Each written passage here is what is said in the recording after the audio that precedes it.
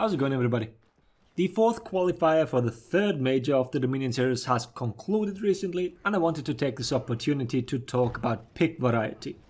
We've briefly mentioned this in previous videos, but as it always has been one of the major complaints when it comes to competitive Dominion, looking at a few numbers and parallels to other esports titles is a good idea, I think. So, how many heroes were picked this time around? Let's just take the finals of the 4 qualifiers. We are looking at 8 different heroes. That is 8 out of 29, which is 27.5%. So a little bit over a quarter of the whole roster is currently viable as a pick at the top level. Once we include all teams, this number obviously shoots up, but as those are open bracket qualifiers, this doesn't make all that much sense to include them. Those 8 characters are Raider, Shugoki, Orochi, Jungjun, Jeonhu, Kyoshin, Aramusha, and Warlord. The Warlord pick came from a one trick that will hopefully expand his roster in the future, but as they won their respective qualifier, he gets to be included. If you haven't kept up with the meta development since the last major, then you might be a little surprised. Where are the gankers? No Gladiator and no Centurion. The meta shifted towards the big unblockables in teamfights. Big orange moves are where it's at.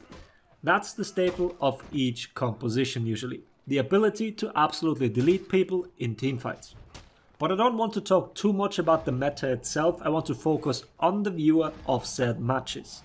The major is at the end of November on the 27th, and it has drops again, so you can get an outfit and effect, I think.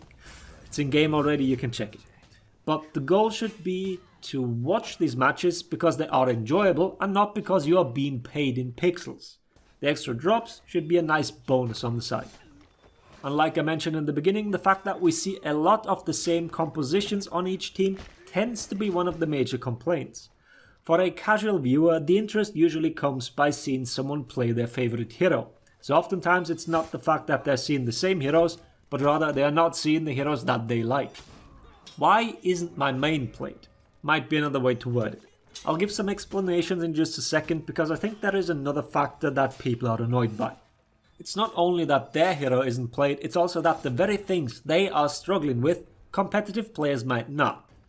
Be that certain moves or whole characters. If someone absolutely hates facing a Hitokiri and then never sees that character picked in competitive and is being told that the hero isn't top tier, then they are naturally confused. The whole competitive aspect just became a whole less relatable to them.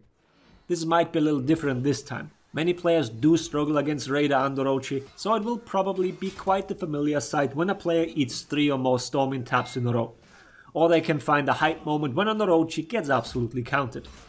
For a viewer to be able to identify with their player is very important, and oftentimes we haven't had that in previous metas.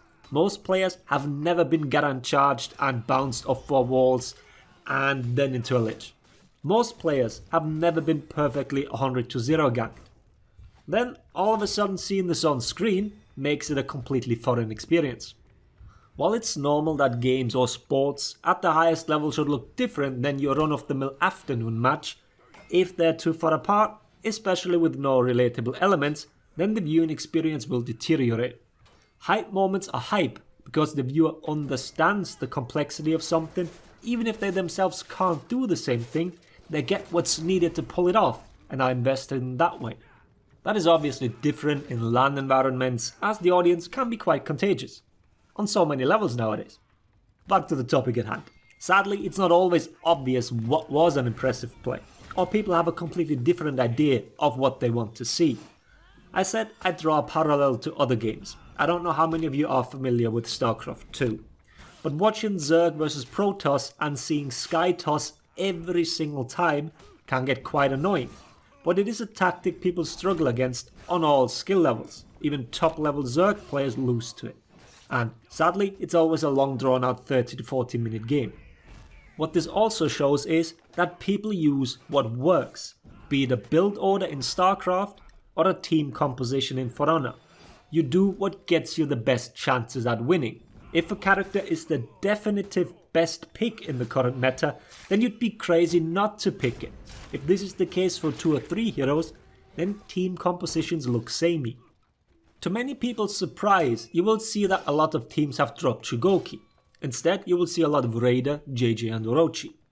These just offer the most at the moment.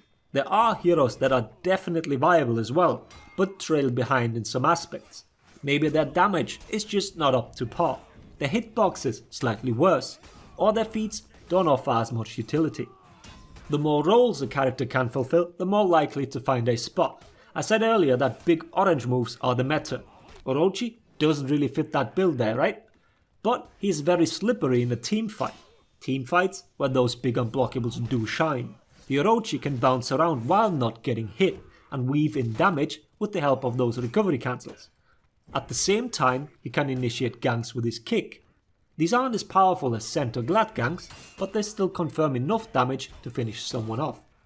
In the same vein, Kyoshin has been picked up to counter Orochi. They no longer can freely throw around attacks, as they will eventually touch the Kyoshin's full block. And just like Orochi, they have an easily accessible gank from just a counter guard break. The synergy their character brings allowed them to become a viable pick. Actually, one of the very first counter picks we've ever seen.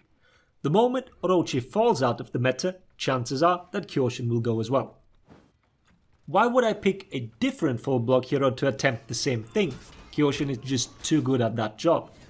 And that is the key thing that people need to remember. If one character already excels at the job they're supposed to do, why would I pick a hero that can do the job just in an alright fashion? Or even if a second hero is great at it, they'd still play second fiddle. The same would happen in any game, no matter how balanced it is. A meta emerges and certain characters will fit roles better than others. Never mind that there isn't a single well-balanced game out there that has large roster. Let's just look at another esports title. League of Legends has periods where single characters were a must pick or must ban. And I'm talking years, not just weeks. Even Almighty Riot can't do it properly. Yet, a ban system does the job for them. This might be a topic for a separate video because implementing a ban system in-game would be a huge endeavor. You'd run into similar problems if it's just for competitive. Since the qualifiers are all open brackets, meaning everyone can join, a ban system on a third-party website even can be a huge entry barrier. Nevertheless, I think that Ubisoft should think about implementing this somehow. We have a lot of heroes that would see play if the one superior top pick hero were to be banned. It's also not necessary to have like 4 bans per team, even 1 or 2 per team would be sufficient in our case. This would open up the pick variety by a lot. Not only that, we'd also see different approaches to a match. Depending on what bans happen, you maybe can't run a big team fighting composition. Maybe we'd see gank compositions against big team fighters then. To a lesser degree, global single pick is also possible. At the moment we have team single pick, meaning only within the same team you can't have duplicate heroes, but one raider on each team is still possible. That's just an example. But that's all just a lot of speculation. There are multiple ways to go about enforcing pick variety. Some are more applicable to For Honor than others. Can't just blindly copy what another game does. But I definitely do agree with people that say they'd like to see more different team compositions. Our meta is evolving just like in other games. You will see other picks compared to the last major, and maybe, for some, it will be a little more interesting. Feel free to share what you'd change in that regard. Should there be stricter rules when it comes to this? Or do you prefer if the players have free reign, giving them the most amount of options, which would ultimately result in best in slot picks most of the time? Alright, having said all that, hope the video was interesting. Thanks for watching. Laters everybody.